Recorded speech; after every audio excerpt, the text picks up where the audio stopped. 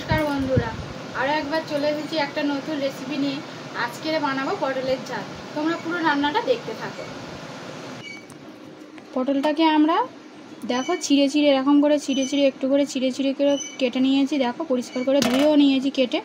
উপকরণ কী কী লাগবে দেখো: পেঁয়াজ কুচি, ছিঁড়ে রাখা কিছু কাঁচা লঙ্কা, আদা রসুন বাটা 1 চামচ মতন নিয়েছি, আর টমেটো কুচি। চলো রান্নাটা শুরু করা যাক। দিয়ে নেবা নিয়ে পটলটাকে ভাজার জন্য আমরা একটু তেল দিয়ে দেব। তেলটা দিয়ে দেব।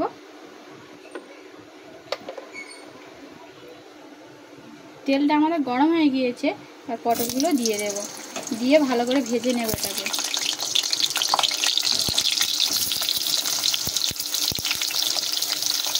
নাড়িয়ে দেবো একটু, দিয়ে ভালো করে এটাকে ভেজে নেব আমরা। আর ওপর থেকে একটু লবণ দিয়ে দেবো। লবণটা কি দিলাম যাতে পটলটা ভালো করে ভাজা হয়, তার জন্য আমি একটু লবণটা দিলাম। আর ভালো করে এটাকে ভেজে নেব আমরা। দেখো পটলটাকে আমরা কিন্তু এরকম লাল লাল করে সুন্দর করে ভেজে তুলে নেব। দেখো পটলগুলোকে ভেজে আমরা লাল লাল করে তুলে নিয়েছি। ওই কড়ার তেলেতে ওই তেলেতে আমি মশলাগুলো দেবো। 5 ফোঁটন দিয়ে দেব, আর কুচিয়ে রাখা পেঁয়াজ আর লঙ্কা চিরা দিয়ে দেব।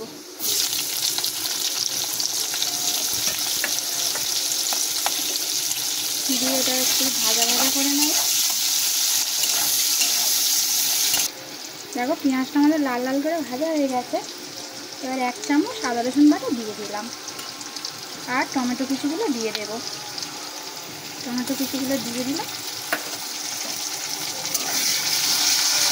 দিয়ে একটু নাড়াতে হবে। এর ওপর কিছু আমি মশলা ইউজ করব।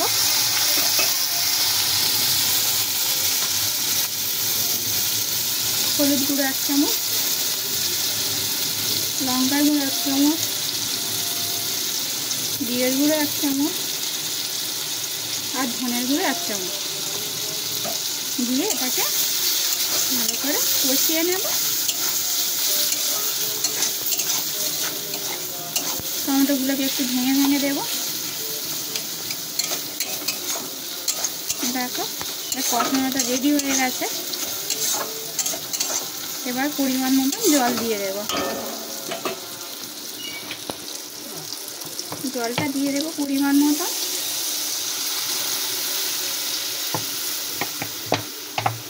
নাড়িয়ে নেব আমি। ঝোলটা ফুটলে আমি ভেজে রাখা পটলগুলো এর উপরে দিয়ে দেব। ঝোলটা আমাদের ফুটে গেছে। এবার আমরা ভেজে রাখা পটলের পিসগুলো দিয়ে দিলাম। দিয়ে একটু নাড়িয়ে ওপর থেকে হালকা করে চিনি দিয়ে দেবো। স্বাদ মতন চিনি দিয়ে দিলাম। দিয়ে একটু নাড়িয়ে নেব। নিয়ে এটাকে একটু 5 মিনিট ঢাকা দিয়ে আমরা রেখে দেব। এবার আমরা ঢাকাটা খুলে দেখবো বন্ধুরা। দেখো আমাদের পটলের ঝালটা কিন্তু রেডি হয়ে গেছে, আর খুব সুন্দর গন্ধ বার হচ্ছে। এবার আমরা এটাকে নামিয়ে নেব। দেখো এটাই দিয়ে কিন্তু 1 থালা ভাত খাওয়া হয়ে যাবে। এবার আমরা নামিয়ে নিলাম। গরম ভাতের সাথে কিন্তু এটা খেতে খুব দুর্দান্ত লাগবে বন্ধুরা। দেখো আমাদের পটলের ঝালটা রেডি হয়ে গেছে। রান্নাটা যদি ভালো লেগে থাকে অবশ্যই আমার চ্যানেলটাকে সাবস্ক্রাইব করে নেবেন, আর বেল আইকনটি বাজিয়ে দেবেন এরকম নিত্য নতুন রান্না পাওয়ার জন্য। ততক্ষণের জন্য নমস্কার।